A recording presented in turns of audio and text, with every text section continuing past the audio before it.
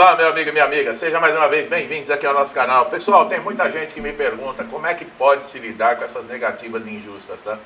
Existe aí possibilidade, quando o perito do INSS, ele não pode negar a incapacidade. Tem muita gente que não sabe disso, mas é uma esperança. E você aí que está montando um pedido de benefício, ou você que vai participar de uma reavaliação, é a hora de você prestar atenção num conteúdo desse. 10, 15 minutos de vídeo evita aí que você tenha 10, 15 meses de dor de cabeça com o INSS, porque a perícia do INSS, pessoal, é uma das etapas mais importantes para a concessão do benefício. É ela que vai definir se você vai receber auxílio-doença, aposentadoria por invalidez, benefício de prestação continuada. No entanto, existem situações em que o perito ele não pode simplesmente negar a existência da incapacidade. Olha aí, ó, que é o que muitos fazem, né? E o segurado, quando ele não sabe que ele tem direitos e não sabe dessas informações, ele acaba se perdendo e aceitando. Especialmente isso quando a documentação médica robusta dá respaldo legal para esse segurado. O perito do INSS ele tem a obrigação de analisar a documentação médica apresentada pelo segurado. E aí eu pergunto para você aí, todo perito faz isso? Quantos de vocês já não passaram pela perícia e a documentação que você apresentou foi ignorada? Quando um laudo de um profissional de saúde devidamente registrado comprova a existência de uma doença incapacitante com exames complementares, o perito ele não pode ignorar esses elementos. Olha a que ponto nós chegamos, né, pessoal? Essa documentação ela deve ser considerada de forma técnica e imparcial. Por isso que eu já conversei, né, já cheguei a declarar. O perito, além de não respeitar os segurados, muitas vezes ele não tem respeito nem por si próprio, nem pela própria profissão, porque exerce a medicina de qualquer jeito. Você teria, por exemplo, você passou por um perito desse lá no INSS que te tratou dessa maneira.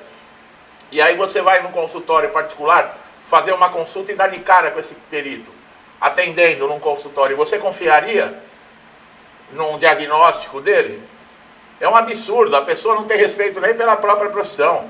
Agora veja bem, jurisprudência nos tribunais estão reforçando que o perito do INSS ele não pode agir de maneira aí discriminatória ou discricionária, contrariando laudos especialistas, sem justificativa plausível. Se há provas materiais da doença e da incapacidade funcional, a negativa do benefício ela pode ser considerada ilegal e arbitrária.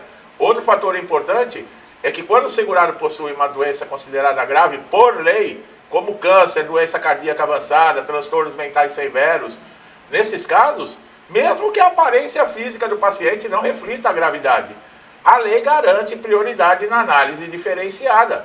O perito, nesse contexto, ele deve seguir critérios legais e não apenas subjetivos. Veja bem, a lei não foi feita só para mim ou para vocês.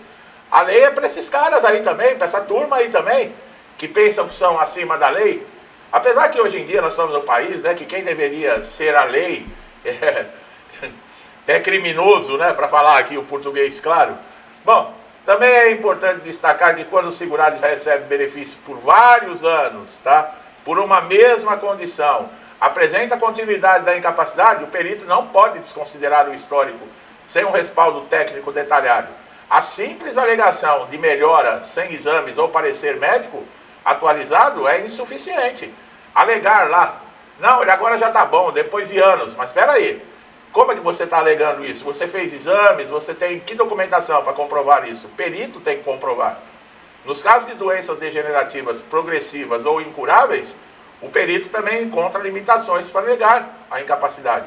Quando a doença está avançada, ainda que lentamente, e compromete a capacidade, a negativa pode ser questionada judicialmente. Outro ponto relevante é quando as decisões judiciais anteriores reconhecem a incapacidade. Nessa situação, se houver uma reavaliação, o perito do INSS tem que justificar com clareza e com base científica qualquer mudança no quadro. Caso contrário, ele está desrespeitando a coisa julgada. Quer dizer, está passando por cima da lei. O perito também não pode ignorar relatórios de especialistas da área da doença em questão.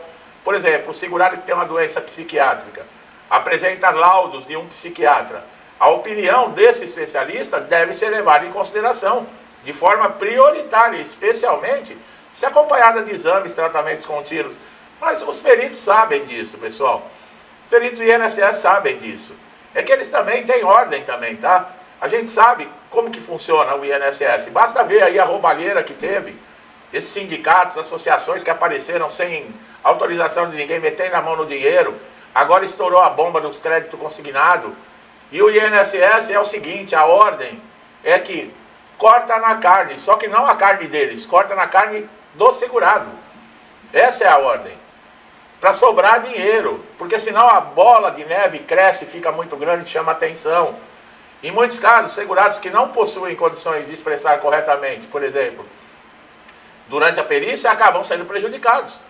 Porém, se houver documentação explicando a limitação cognitiva, a comunicação do perito, ele não pode basear-se exclusivamente numa entrevista presencial. Além disso, o segurado que está em tratamento contínuo, com uso de medicação controlada, afastado do trabalho por orientação médica, o perito ele precisa considerar esse contexto clínico antes de emitir o contrário, tá? O parecer da incapacidade. A reabilitação também entra, tá, como um fator determinante. Se o segurado ele não pode ser reabilitado por uma outra função, isso fortalece o reconhecimento da incapacidade total. E o perito, nesses casos, ele não pode desconsiderar a inviabilidade de uma adaptação do paciente. Outro fator crítico ocorre no ambiente de trabalho, tá? Quando agrava a condição de saúde desse segurado, mesmo que ele apresente alguma capacidade física. Se comprovado que retorno ao trabalho causará risco à saúde ou agravamento da doença, a negativa do perito pode ser considerada inadequada. O princípio da dignidade da pessoa, previsto na Constituição Federal, deve se nortear na atuação do perito do INSS. Negar o benefício de alguém incapaz sem respaldo legítimo infringe esse princípio e pode gerar consequências jurídicas, tanto para o órgão quanto para o perito. Quando eu falo de processar, não adianta processar o INSS, processo o INSS, mas processo o perito também. A perícia ela não pode ser baseada apenas na aparência física. A pessoa chega lá, você está coradinho, que é assim hoje que é feita as perícias, né? Ah, não, você está bem, ó, você está com a pele corada. Casos são registrados em que o segurado aparenta estar bem no momento da perícia, mas está sofrendo com condições ocultas, como doenças autoimunes, dores crônicas. O perito deve analisar o todo, e não apenas o que ele está vendo. Que raio de médico é esse? Ele faz cirurgia sem pôr a mão no paciente? A presunção da boa-fé do segurado também deve ser considerada. Quando alguém procura o INSS com laudos, com exames, com tudo, ele presume-se que essa pessoa está buscando um direito seu que é legítimo. A negativa de um critério técnico e detalhamento de um laudo pericial, ela pode ser revertida com facilidade na justiça. E os juízes, para falar o português claro, já estão de saco cheio com o INSS, pessoal. É sempre o mesmo problema, são negativas injustas, são cessações arbitrárias de benefícios que se vê claramente através de documentação que a pessoa ainda está incapacitado. Então, o negócio é quando acontecer isso, é correr para a justiça, tá? Ah, mas tem lá a junta de recursos do INSS. Entra lá na junta de recursos, mas não precisa ficar esperando resultado, nada, não. Vai direto para a justiça, não perca tempo. O problema do processo judicial é o tempo que demora. Porque muitas vezes o segurado ele não vai ter renda.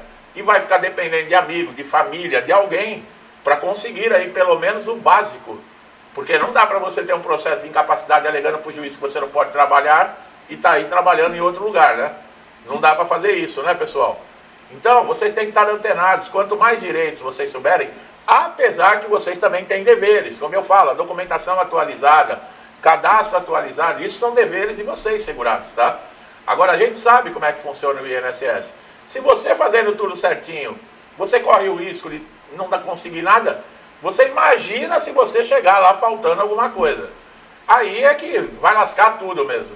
Você que está chegando a primeira vez aqui no canal, seja muito bem-vindo. Eu espero que você tenha entendido como é importante e relevante você ter esse tipo de informação. Assista os conteúdos aqui do canal.